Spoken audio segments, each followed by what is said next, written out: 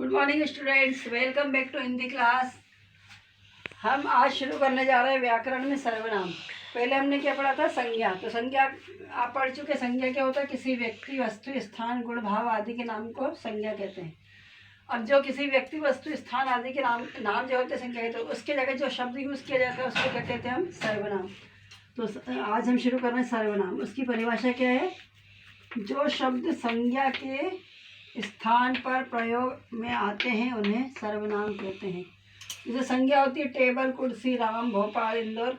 इसकी जगह हम जो शब्द यूज़ करते हैं, कोई शब्द का जो बार बार रिपीटेशन होता है तो उसकी जगह जो शब्द यूज़ करते हैं उसको क्या बोलते हैं? सर्वनाम। मतलब क्या होगा? नाम वाले शब्द के स्थान पर प्रयोग होने वाले शब्द सर्वनाम कहलाते हैं। जैसे मैं, हम, तुम, वह, उनका, सो, वे। तो ये सब क्या है? सर्वनाम। तो इसका उदाहरण देखिए।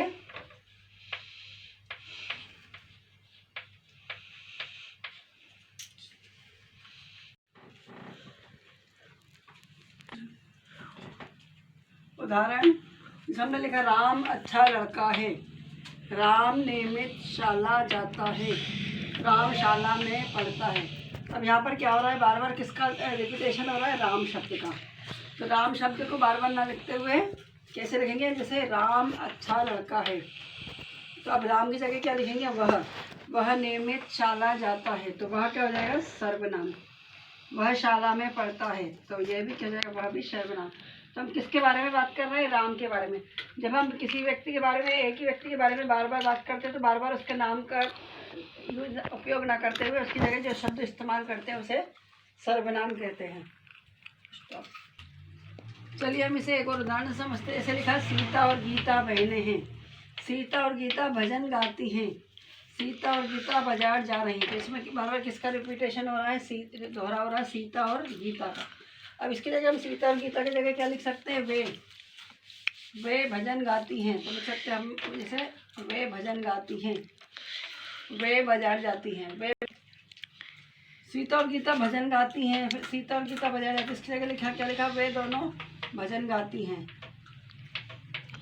वे दोनों बाजार जाती हैं। तो ये जो वे शब्द है ये किसके लिए यूज हुआ है? उपयोग हुआ है सीता और गीता के लिए। तो ये वे शब्द क्या होगा? सर्वनाम। तो आया आपको समझ में? सर्वनाम, जो शब्द किसी संज्ञा के स्थान पर उपयोग में आते हैं उन्हें सर्वनाम कहते हैं। हमने मोहन गांव जा रहा है। मोहन गांव में खेती करता है। मोहन का भाई होशियार है। तो हमने यहाँ पर किस किस का नाम लिया है? बार बार मोहन का। बार बार मोहन के बारे में हम बात कर रहे हैं। तो इसको हम ऐसे भी लिख सकते हैं, मोहन गांव जा रहा है। वह वहाँ खेती करता है। वह मतलब कौन? मोहन। वहाँ मतलब गांव में। तो वह वहाँ खेती करता है। तो ये वह और वहाँ क्या हो जाएगा? ये सर्वनाम। मोहन का भाई होशियार है। किसका? तो इसकी जगह हमने लिखा उसका भाई। किसका भाई? मोहन का।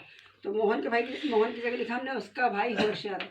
तो इसी प्रकार जैसे फिर से मोहन के नाम का दोहराव हो रहा है, इसकी जगह हमने इस्तेमाल किया है वह वहाँ। मोहन के बदले में वह यूज़ किया है और उसका इस्तेमाल किया है, और गाँव के बदले में हमने इस्तेमाल किया है वहाँ। तो इसी शब्द का जो बार बार दोहराव हो रहा है, इसकी जगह जो शब्द इस्तेमाल होते हैं उसे हम सर्वनाम कहते हैं। नाम के भेद। सर्वनाम कितने प्रकार के होते हैं? 6 प्रकार के होते हैं सर्वनाम। कौन कौन से होते हैं? पुरुषवाचक सर्वनाम, निश्चयवाचक सर्वनाम, अनिश्चयवाचक सर्वनाम, संबंधवाचक सर्वनाम, प्रश्नवाचक सर्वनाम और निजवाचक सर्वनाम। स्टार्ट। तो आज हमने किसके बारे में पढ़ा? सर्वनाम। सर्वनाम क्या होते हैं? जो शब्द संज्ञा के स्थान पर उपयोग में आते हैं उन्हें सर्वनाम कहते हैं। जैसे मैं, तुम, वह, उसका, उनके, ये सब शब्द जो है सर्वनाम है। तो किसी भी व्यक्ति का जब बार बार नाम का दोहराव होता है, इसकी जगह जो शब्द इस्तेमाल किया जाता है उसको सर्वनाम कहते हैं। सर्वनाम के आज भेद भी पढ़ लिया हमने। 6 प्रकार के सर्वनाम होते हैं।